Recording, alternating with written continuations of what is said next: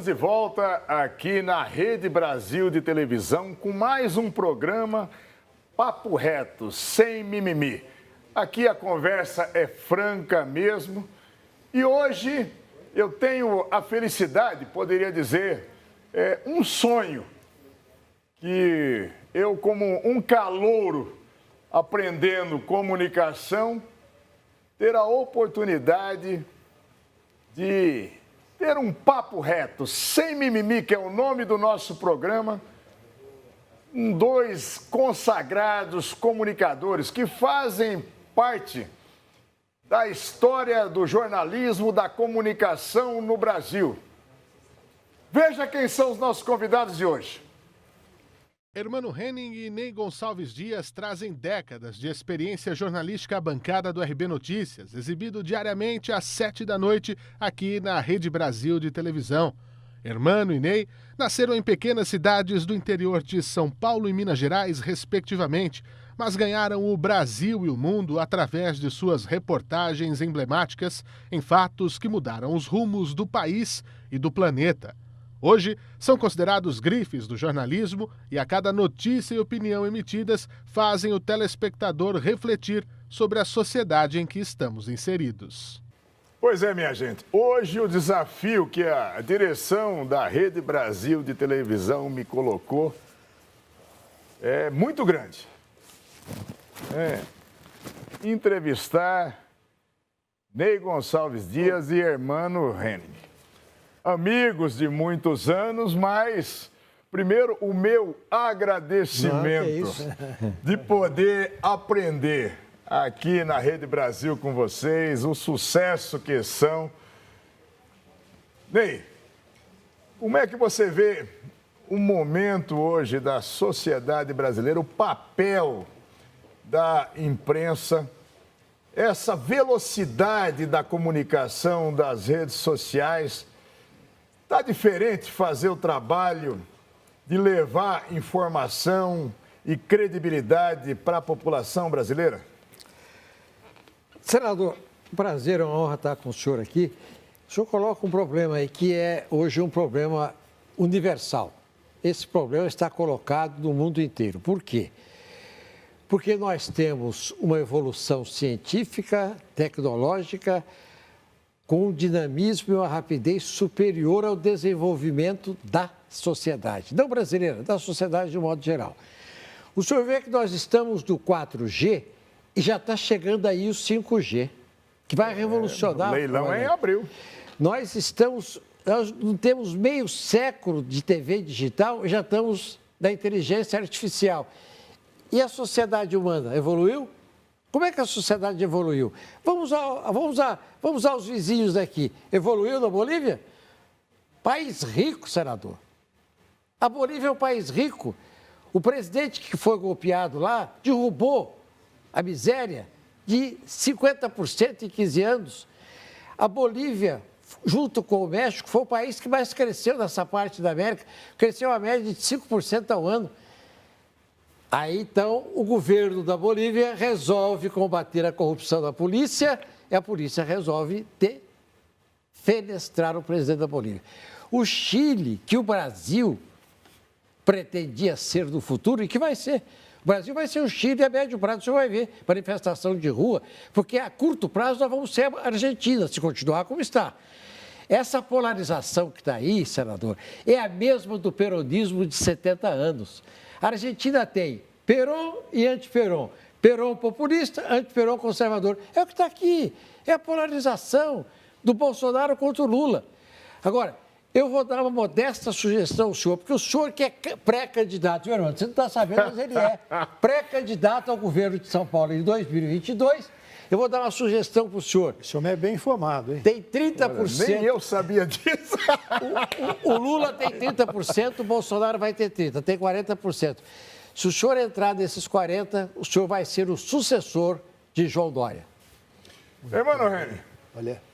Você que é um símbolo para o jornalismo, o teu jeito de levar a matéria, de colocar o problema, as pessoas querem ouvir a tua voz, a tua mensagem em relação a isso.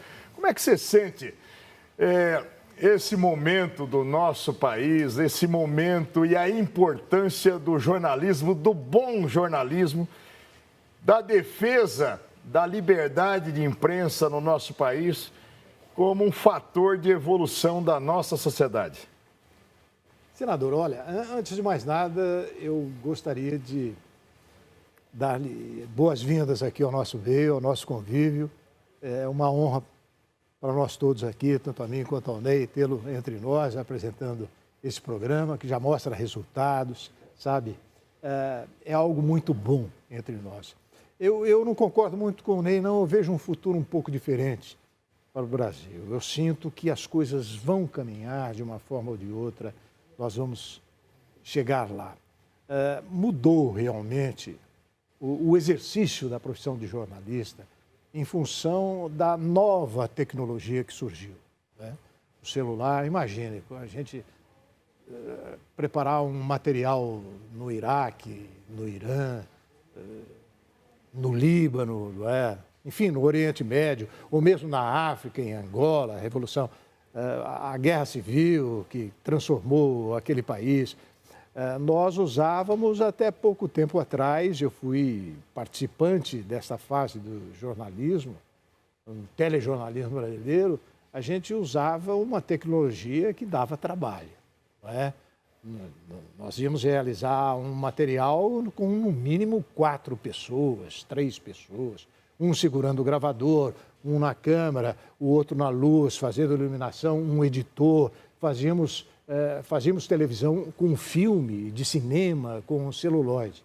E hoje a transformação, sabe, que domina o mundo, faz com que o sujeito com um celular possa testemunhar os acontecimentos mais importantes do mundo. Então, a gente participou dessa reviravolta no mundo da informação no Brasil, não é? Mas eu sinto que algo permaneceu mesmo, não é? Eu acho que o jornalista, apesar de ter se encarado tanta transformação, né? Tanta mudança no exercício da profissão, o nosso prisma, o nosso objetivo, sabe, a nossa razão de existir dentro da profissão continua a mesma. E eu vejo a profissão com um certo, sabe, com uma certa preocupação nesse sentido, porque eu sinto que o jornalista brasileiro hoje tem um lado muito escancarado, não é? Que são os extremos. Eu não gostaria de viver. A imparcialidade, né? Você acha? Eu agora vou responder, se me permite, a sua primeira pergunta. Em função do que o Hermano acabou de dizer, senador, nós temos no Brasil a chamada grande imprensa, que é o que realmente faz a cabeça das pessoas. Ela não alcança a maioria da população brasileira, mas alcança quem decide pela população brasileira. Aí o senhor tem 2 jornais importantes do Estado, tem um jornal importante do Rio de Janeiro para dizer desses 2 estados da federação. Revistas semanais, essa grande imprensa cresceu extraordinariamente, em função, inclusive, da tecnologia. Até décadas atrás, a Folha de São Paulo e o Estado eram feitos do chumbo. O cara colocava lá o chumbo e imprimia o jornal.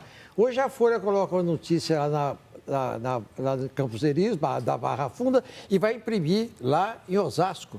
Quer dizer, houve a televisão, os órgãos de comunicação, houve um desenvolvimento tecnológico e a participação acadêmica melhorou.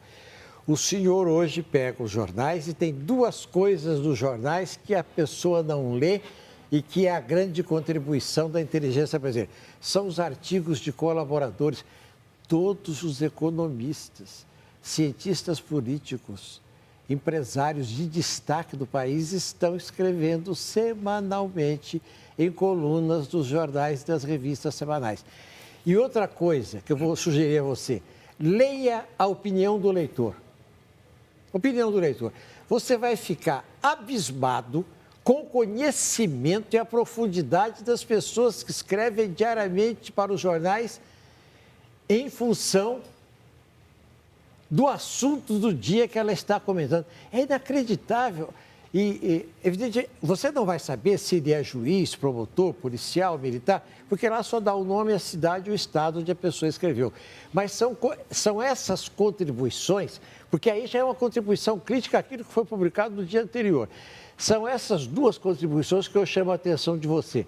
Agora, é claro que a imprensa comete erros, o senador comete erro aqui, comete erro lá. Tanto é verdade que o senhor pega, todo dia o senhor pega o jornal, está escrito, erramos. Errou na forma, evidentemente. Deu o nome do fulano, não era meu. Todo dia os jornais trazem, erramos. Porque erra, porque é uma atividade humana. Agora, falar mal da imprensa, isso faz parte da vida política do Brasil, do mundo inteiro. Os políticos sempre atacaram a imprensa, é o filé mignon, porque é uma coisa que o senhor ataca. O Jânio Quadros fazia o seguinte, o Major Olímpio é o grande comentarista político da TV Tupi. Ele é o cara que forma opinião. Cara. O que o Jânio fazia? O Jânio armava uma intriga contra o comentarista, divulgava essa intriga, tornava o jornalista seu inimigo, o jornalista passava o resto do ano falando mal dele e ele era a vítima do jornalista. Isso sempre aconteceu. O que me preocupa atualmente é o seguinte, é que além da crítica, além da ameaça, o que aconteceu sempre. Agora está havendo ações contra o jornalismo, isso é grave. O presidente Bolsonaro, é preciso rever no Supremo e do Congresso a função do senhor. Esse negócio de tirar, primeiro que isso é uma bobagem, tirar o dinheiro do balanço do jornal, isso pode prejudicar o valor, mas os jornais não.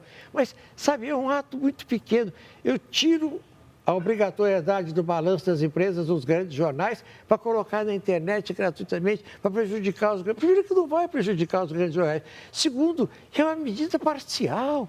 Isso é inconstitucional. E prejudicou só os pequenos jornais do interior. Isso não tem nenhum amparo da Constituição. Segundo, o presidente não pode discutir com a Folha de São Paulo no ar, pedir o fechamento da Folha, a falência da Folha de qualquer outro jornal. O presidente não pode acenar com a possibilidade de uma possível dificuldade que a Rede Globo vai ter quando completar 15 anos do vencimento da sua concessão e da dificuldade de renovação. Não se faz isso. Até porque a renovação de concessão, ela é feita pelo Congresso. Comissão de Comunicação da Câmara e do Senado. Eu estou lá na Comissão de Ciência e Tecnologia, fui relator em projetos de renovação. Isso, muitas vezes, é inflamado. O presidente, meu amigo Jair Bolsonaro, acaba exorbitando, mas nós vamos para um rápido intervalo.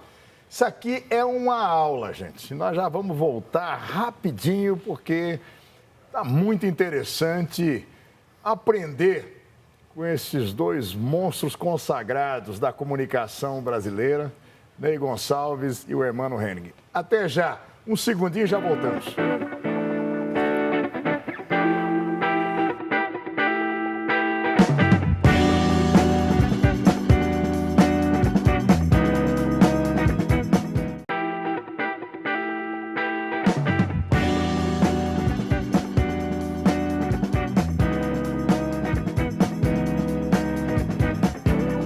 Volta com Papo Reto, sem mimimi, aqui na Rede Brasil de televisão. Irmão, a questão da fake news e a utilização, muitas vezes, de mensagens que não correspondem com a profundidade do bom jornalismo que tem que ser realizado. Isso tem colaborado para descrédito da imprensa brasileira? Eu acho que é o contrário. Eu acho que o fenômeno fake news em si, ele valoriza o trabalho do jornalista sério, não é? Eu acho que nossa função aí é exatamente, sabe, mostrar a diferença entre o trabalho que faz um jornalista profissional, que passou a vida, sabe, se dedicando à notícia, à informação, do que aquele que pega um celular e fabrica notícia, e inventa situações. Enfim, é um problema sério essa questão de fake news. Mas, ao mesmo tempo, ela valoriza o nosso trabalho. Eu não sou muito, adepto ao chamado jornalismo militante. Eu acho que o Brasil está sofrendo com esse problema. Hoje, você ouve uma notícia, acompanha uma notícia, lê um artigo. Você primeiro procura saber quem escreveu. Não é? A partir daquilo, você sabe em que sentido colocar a importância devida àquela informação. Não é? Eu acho que isso, de uma certa forma, contribui para um mau jornalismo. Não é? Então, eu procuro, muitas vezes, seguir os jornalistas que eu acho, principalmente nos artigos que o Ney se referiu, por exemplo, Folha de São Paulo, Estadão. Você tem 99% dos articulistas do jornal da Folha de São Paulo, você já sabe o que eles pensam, né? Como eles pensam, né? Que lado sabe? Então, isso não existia na época que eu comecei no jornalismo, sabe?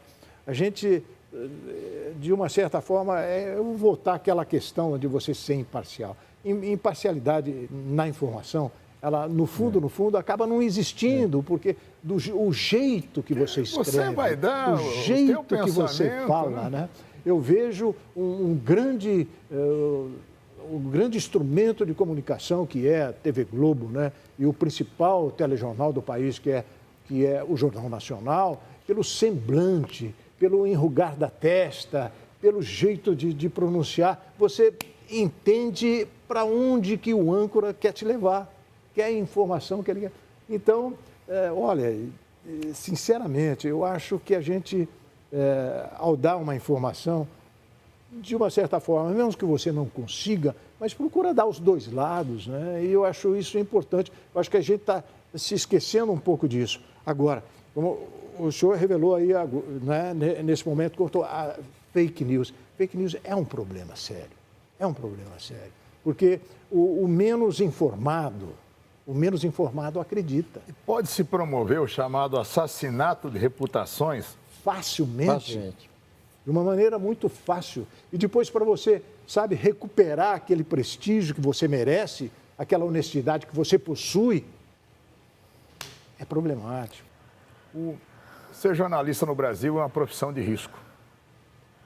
É evidente. E, tal qual muitas vezes, países que estão com revoluções internas, temos a execução de jornalistas aqui, principalmente nas cidades menores no Brasil, durante processo político eleitoral, aquela vindita, a vingança. Isso é uma coisa que preocupa demais os jornalistas e deve preocupar demais a sociedade brasileira. Como é que você vê isso? E eu vejo artigos sobre isso, é um absurdo o volume de ameaças e a concretização de ameaças contra jornalistas aqui no Brasil. Eu acho que ser jornalista político é mais difícil, é mais perigoso do que ser um correspondente de guerra. Né? É mesmo? Porque como correspondente, eu já tive alguma experiência nisso, você sabe onde você está pisando, né?